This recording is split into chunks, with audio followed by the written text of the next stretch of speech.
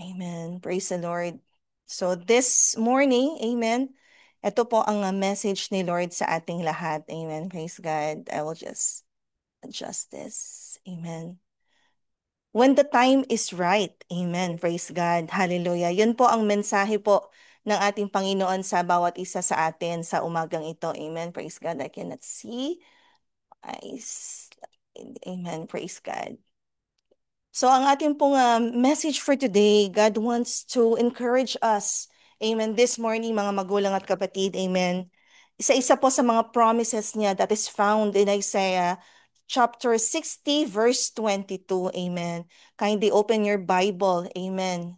In Isaiah 60 verse 22. Amen. Ano pong nasasulat sa Isaiah 60 verse 22? It says here, when the time is right, the Lord, will make it happen. Amen. Praise the Lord. Hallelujah. So, I am pretty sure more than 31 participants in this room, amen, in this Zoom meeting right now this morning, amen. We are all having our own prayer requests sa Panginoon. Amen. And sa mga prayer requests po natin sa ating Panginoon, andun yung uh, pagtanong natin sa status, ano na kaya yung nangyari sa prayer ko? Amen. Many of us grow weary dun sa mga prayer requests natin sa Panginoon for the longest time. Amen. For the past 2 weeks. Amen. For the past months that we've been praying, attending Dawn Watch, attending Prayer Warriors. And sometimes, may mga tao po no, na nagtatanong, Lord, why isn't that happening yet? Lord, bakit yung breakthrough na hinaantay ko, Panginoon, still it's not coming? Lord, bakit yung opportunity na ine-expect ko na ibigay mo sa akin, bakit wala pa rin, Panginoon? Lord, bakit yung healing na hinihingi ko sa iyo, Panginoon, bakit until now, wala pa rin, Panginoon? Lord, bakit may silence? I was praying with you, Panginoon, I was praying, Dawn Watch, Prayer Warrior, hindi ako absent, Panginoon. Bakit I feel that there's silence sa answered prayers na inaantay ko? This is the answer, mga magulang at kapatid. Isaiah 60:22. When the time is right, the Lord, will make it happen. Amen. Himay-himayin po natin. Mame-memorize niyo po tong verse na to this morning because God wants to breathe into your souls right now because He wants to remind us once again with His promise that when the time is right, the Lord, will make it happen. Amen. Himay-himayin po natin. First is when the time is right. Amen. So when the time is right, God is not watching a clock, mga magulang at kapatid. He is orchestrating everything sa buhay po natin. He is orchestrating all the seasons in our lives. Amen. Yung time frame po ng Panginoon, again and again, we are always being reminded in the church. Yung time frame po ng Lord, iba po sa time frame po natin. Amen. Wala pong physical clock ang Lord natin. Katulad natin na paminsan, wala tayong patience. Amen. Di tayo makapag-antay. We want instant. It's not like that, mga magulang at kapatid. Amen. God's timing is far different from ours. He is aligning circumstances, softening hearts, moving unseen pieces. Amen. Paminsan po yung pong mga nangyayari sa mga prayer life natin, yung mga inaantay nating mga answered prayers from the Lord, hindi natin naiintindihan ngayon bakit hindi pa nangyayari sa panahon na gusto natin. Because ang Lord po made right time. Amen. Praise God. He also sees the future storms and realigning us to His perfect plan. Amen. Sometimes, yung road na dinadaanan po natin ngayon may unseen, maybe it's not, we cannot understand it. We cannot comprehend where is the roadmap, Lord, na pinagpipray ko sa iyo, Panginoon, na i-align mo ako, Lord God Jesus. Lord, bakit hindi ko pa rin po makita, hindi ko maintindihan bakit nandito ako, Lord? Because God sees the future storms. Maybe hindi ka nilalagay doon ng Panginoon because, amen, He is realigning us doon sa perfect plan po ng ating Panginoon. Because as you all know, we are all God's masterpiece. Amen, praise God. And as God's masterpiece, He only wants the best for us. Amen. It is written in Ecclesiastes chapter 3, verse 1. There is a time for everything and a season for every activity under the heavens. Amen. Praise the Lord. Ang lahat po ng bagay ay may kapanahunan. Amen. God's timing is always perfect. Not too early, not too late, but at the right time. Amen. Praise God. And we always remember this. Amen. God's delay are not always God's denial. Amen. Praise God. Lagi po nating naririnig yan. So lagi po natin i-engrave sa sarili natin. When the Lord seems not to answer our prayers, remember that there is a right time. Amen. Praise God. Yung pagde-delay po ng Panginoon, it doesn't mean He doesn't love us. Yung pagde-delay po ng Panginoon sa mga prayers po natin, it doesn't mean, amen, na hindi niya po tayo naririnig. Amen. You know what, mga magulang at kapatid, our prayers are like seeds. Amen. There is a season for planting in faith even when we see nothing. Amen. Praise God. Yung po mga prayers po natin, no, mga kapatid, sabi nga, they are like seeds. You remember what is written in Matthew?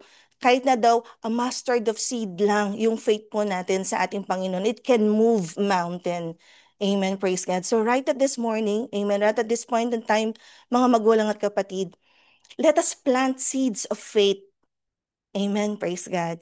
Kahit na po, kabuti lang po ng mustasa na seed na tinatanim po natin, amen, sa ating pong pagpipray sa ating Panginoon. And we water that seed every now and then. Amen. We water that seed na tinanim po natin. We water it with prayer. Our faith will eventually grow. Amen. Yung pong faith po natin, nag-grow po yan. Amen? Kahit na mustard seed lang, na kabutil ng mustasa yung laki ng seed na pinlant mo, kahit hindi mo siya nakita. Amen, praise God. Hindi mo nakita yung seed na yun, but when you water it with prayer, and while you are praying, amen, karamihan pa nga sa atin, when we pray, we cry to the Lord. Wina-water mo pa nga yung seed na yan with the tears in your eyes when you pray from your heart. Amen. Eventually, mga magulang at kapatid, there will be season for what? Magbe-bear ng fruit po yung pinlant po natin na yan. In due time, amen, we will bear the fruit, amen. Magbubunga po yung seeds of faith na tinanim po natin. Kaya wag po tayong mag-grow weary, amen. Again and again, the Lord is reminding each and every one of us, kung meron po dito na nagsasawa na, nakakasawa ng mag-pray, or nakakasawa ng magsabi na, sa Panginoon ng mga prayer request, nakakasawa ng mag-send ng prayer request, kada prayer wire, kada dawn watch, wala namang nangyayari. Don't grow weary, mga magulang at kapatid. Amen. God said, when the time is right, amen, praise God, He will make it happen. Amen, praise God. Hallelujah. Huwag po kayo manghinawa na i-water po natin yung mga seeds of faith po natin sa ating Panginoon, sa ating pananalangin. Amen. And what else? Amen. Ang susunod, when the time is right, I, the Lord. Amen. I, the Lord. Amen. Meaning, meron po tayong tinatawagan na Panginoon sa ating pagpipray. In this wonderful reminder, wonderful promise in Isaiah 60:22, we find rest. Amen. Knowing that there is God who hear us. Amen. We are not responsible, mga magulang at kapatid, to make things happen. Amen. We are not responsible for making it happen. We are responsible for asking the one who can. Amen. We are asking the one who can make things happen. And sino po yan? Amen? Wala pong iba kundi ang ating Panginoon. Not our own will. Amen, mga magulang at kapatid. Hindi yung sa will lang natin. Hindi yung tayo ang gagawa ng kapamaraanan. Amen. Hindi tayo yung sumasagot sa mga prayers natin. But we are asking the one who can make it happen. And that is the Lord God Himself. Amen. Remember in Ecclesiastes chapter 3 verse 11, He has made everything beautiful in His time. Amen. Praise God. Hallelujah. God makes all things beautiful in His time, mga magulang at kapatid. Amen. Alam po natin yan. Amen. And we always declare that. Amen. Praise the Lord. Hallelujah. Alam niyo po, no, I just want to share our own personal experience sa ating prayer life. Amen. Hindi lang po kayo yung nakaka-experience na may mga binababad na panalangin na feeling ninyo na parang walang nangyayari. Amen. I would like to share also one of my personal answered prayers sa Panginoon, but it took us how many years bago po siya na-answer. Amen. Because when the time is right, sabi nga, di ba, the Lord, will make it happen. Amen. Hindi po lingid sa kalaman ninyo, gasgas na sa mga pandinig ninyo that for the longest time, during the duration ng prayer po namin na matatapos yung building po namin, binabad po namin sa panalangin. It has been, I know what, brothers and sisters in Christ, it has been my heart's desire na makapag-work po ulit. Amen. But since napakahirap po, no, kung babalik ako sa school and then yung mga responsibilities ko sa bahay, responsibilities ko sa mga bata, amen, napakahirap pong i-balance. So, while I was at home, I was always praying to the Lord, Lord, give me wisdom. Amen. Kung minsan natitempt ako na I'll go through work from home, yung mga ganon. And I was praying to the Lord, Lord, please give us wisdom, Lord. We want to have our own business where we can do things at our own pace. Amen. Praise God. So, God give us a wisdom na magkaroon kami ng apartment, and that is Bed and Bodies. Amen. Praise God. You know what, Church of God? Bed and Bodies, bago pa pan po namin in-start yung construction, we started it with prayers, with loads and loads of prayers. Amen. But we expect that contract na matatapos po within a matter of 10 months or less than a year. So it's like, wow, in less than 10 months, itong kontrata na hinahawakan natin, matatapos na. Amen. I can vividly remember we signed our contract. It was our anniversary, me and Pastor Chris' sweetheart anniversary. That was October 17. Amen. Hindi ko makakalimutan yun. We prayed together, we signed the contract together, and we were expecting in less than 1 year matatapos. But you know what, Church of God? Hindi po kami nagkulang sa panalangin ni Pastor. It has been my heart's desire na ma-start ko yung business namin. I've been praying for it.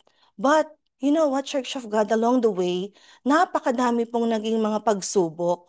Amen. First things first, ang aming contractor, the engineer, amen, niloko po kami.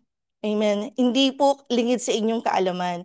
We paid already. Amen. We paid accordingly sa process. But then again, yung contractor po namin, ginastos niya sa ibang project yung binabayad pala namin. Kaya pala hindi siya matapos-tapos.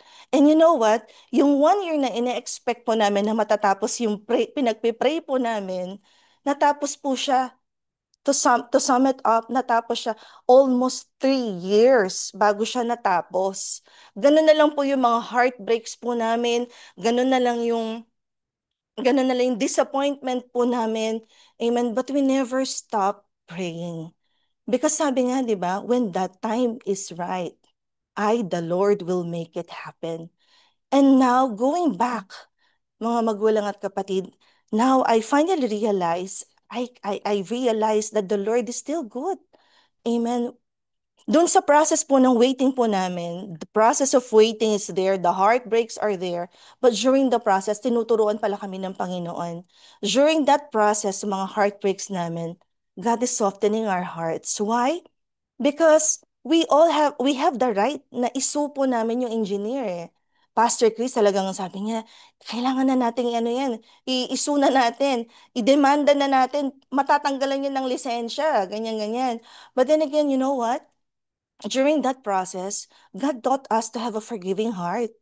Sabi ko kay Pastor, if we are going to sue him, para na nating tinanggalan ng future yung mga anak niya. May anak din siya, amen, na nagpe-pray, na nananalangin for their future. Kung matatanggalan siya ng license, parang tinanggalan na namin sila ng better future. So what we did is that God, during that process, God taught us how to forgive people who have wronged us. In that process, God taught us to wait more patiently. God taught us, amen, to persevere more in our prayers na matatapos. And you know what, Church of God, last March 2024, God made it happen. Amen. Finally, yung answered prayer sa napakatagal na proseso, almost 3 years, natapos po yung yung building. And my heart's desire, our heart's desire for that building to operate, God made it happen at the right time. At the right time. Not dun sa time na gusto namin, but God's perfect time. Because during the process of waiting, mga magulang at kapatid, seek your heart. Check your heart. Amen. Baka may gusto pong ituro sa atin ng Panginoon. Maybe God wants us to persevere more in prayers. Maybe God is softening our hearts like what He did to us.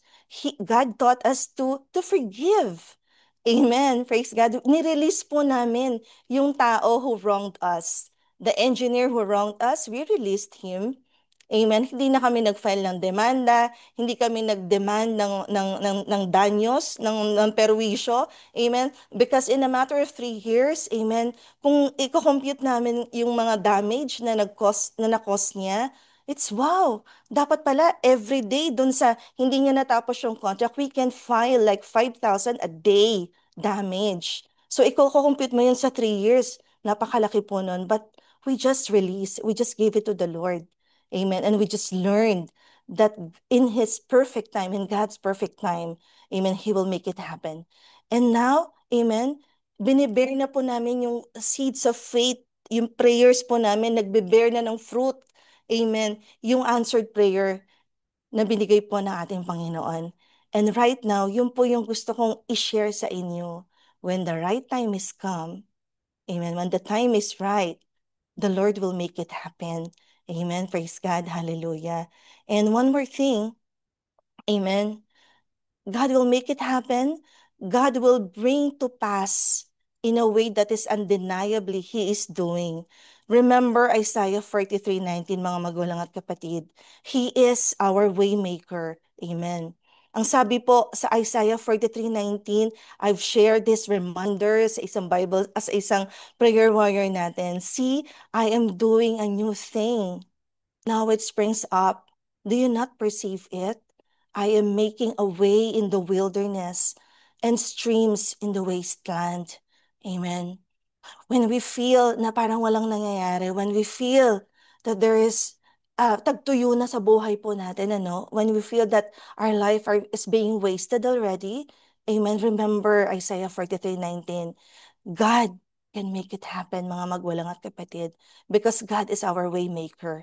Amen. Praise God. Hallelujah. So how then shall we pray if we already know Isaiah 60:22? When the time is right, the Lord, will make it happen. How then shall we pray? We pray with confidence, mga magulang at kapatid. Because when we pray in confidence, we know that we partner with the God who can perform miracles. We partner with God who holds our future. Amen.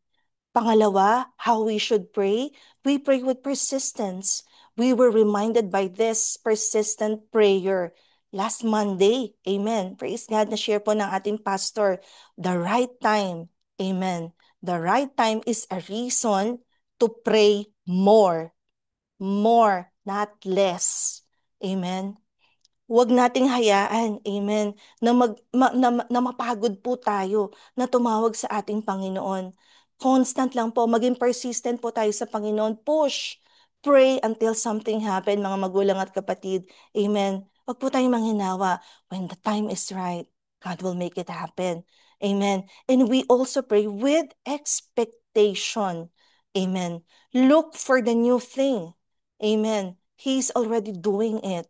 He is already making a way where there seems to be no way, mga kapatid. Amen. So engrave that in your heart. Encourage yourself this morning. God is breathing in our spirits right now. He Himself is telling us that He will make it happen at the right time. Amen. Praise God. And tandaan po natin, ano, when the time is right, the Lord, will make it happen. Amen. If any one of us in this room right now is still waiting for that breakthrough to happen, when the time is right, God will make that breakthrough. Amen.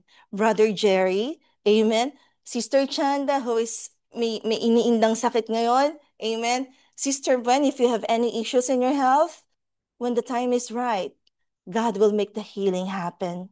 Amen. Praise God. May mga broken families right now. Amen. When the time is right, God will make the restoration happen. Maybe God wants us to surrender to Him. Amen. Praise God. Remember that there is always a proper timing sa timeline po ng ating Panginoon. And let us remind ourselves also, amen, with this wonderful verse in Romans 8:28, and we know that all things work together for good to them that love God, to them who are called according to His purpose. Amen. Praise the Lord. Hallelujah. Napakabuti po ng ating Panginoon. Amen. Praise the Lord. Hallelujah. So, I hope and pray, mga magulang at kapatid, this morning that na na-encourage po tayo. Amen. Doon sa mga kapatid po natin, amen. Praise God na up until now, naghahanap pa rin po ng work. Amen. Huwag po kayong manghinawa na mag-pray sa ating Panginoon when the time is right. Amen. He will make it happen. Amen. And one day, amen, katulad ko po, amen, praise the Lord, na dumating po sa proseso sa isang prayer na binabad po namin na napakatagal, that we waited for that season, amen, na magkaroon ng fruit, amen, na mag-bear ng fruit, amen, yung seeds of prayer na tinanim po namin, amen. Darating po yung panahon, darating yung appointed time ng Panginoon that you will also testify the goodness of the Lord. Now, I understand why the Lord allowed us to wait for like more than like 3 years. Amen. Praise God. Because today, August 30, amen, it is the appointed day of the Lord that I will tell you that in His time, amen, na totoo po ang sinabi ng Lord sa Isaiah 60:22. When the time is right, He will make things happen. Amen po ba? Praise God. I saw Sister Lisel. Amen. May when the time is right, kapatid, you will finally meet your partner in life. Amen. Praise God. Just don't go weary. Amen. Praise God. Hallelujah. When the time is right, we will see Brother Gabriel in the future as an attorney. Amen. One of the renowned attorney. Yun ba yung path na pupuntahan mo, anak? Amen. Praise God. Hallelujah. When the time is right, God will give you that breakthrough. When the time is right, where's Brother Miguel? Amen. Ano yung gusto mong maging in the future, anak? When the time is right, God will give it to you. Ano yung gusto mo, Brother Doctor. Migs? Doctor po. Oh, praise the Lord. Hallelujah. When the time is right, you will become Dr. Miguel. Amen. Praise the Batman. Lord. Hallelujah. We claim that. Amen. Praise the Lord. Huwag po tayong manghinawa, mga kapatid. When the time is right, you will be in awe. Amen. Ma-amaze po kayo sa pagpapala, sa grace ng Panginoon. Amen. When the time is right, ngayon, yung heart's desire ko to operate our own business at my own time, amen, in my own pace, God made it happen. And na-amaze po ako, no? Dati, yung GCash ko, nagpapa-GCash lang ako kay Pastor pag may bibilin kami sa Lazada ni Faith. Oh, Daddy, pasahan mo naman kami ng GCash, ganyan, ganyan. But now, amen, by the grace of God, amen, every week, amen, praise the Lord. Meron pumapasok na blessing from the Lord, amen. And iniipon namin yung return of investment po namin, and in due time, I know, may plano po ang Lord, amen, na ma-feel namin or makikita namin yung pinagpaguran po namin because of the Lord, not because of us. Amen. Because God made it happen at the right time. Amen. Huwag po kayong mapagod sa pananalangin. Amen. I know meron po dito, like Brother Jerry, ilang taon na po kayo nag-aantay. Amen. Na makauwi na finally at matapos na inyong mga surgery. When the time is right, Brother Jerry. Amen. You will go home. Amen. Testifying the goodness of the Lord. Ilang taon na po si Brother Jerry dito na paulit-ulit nagsasabi na pang 25 ko ng opera to, pang 26 ko ng opera to. But when the time is right, Brother Jerry, you will be fully healed in the name of Jesus. Amen. So this morning, mga magulang at kapatid, let us continue. Amen. Praise God. Let us continue to persevere. Let us continue to be persistent in our prayers in the Lord. Amen. Alam ko po, ma-memorize nyo na yan. Amen. At the end of this, don't watch Prayer Warrior, Isaiah 60:22. When the time is right, I, the Lord, will make it happen. Amen. Engrave that in your heart. When you feel na nangihina na kayo, when you feel nag-i-struggle ka na, when you feel na feeling mo na there's silence in the Lord, amen, sa mga prayers mo, tandaan mo, Isaiah 60:22. God will make it happen at this time. Amen. Praise the Lord. Hallelujah. So let us pray at this morning. Amen. Pag-pray na po natin, mag-pray na po tayo in one accord. Kung meron po kayong mga prayer requests, amen, you can just chat it down sa ating pong chat box. Amen. Praise God. Hallelujah. Let me just check our prayer requests.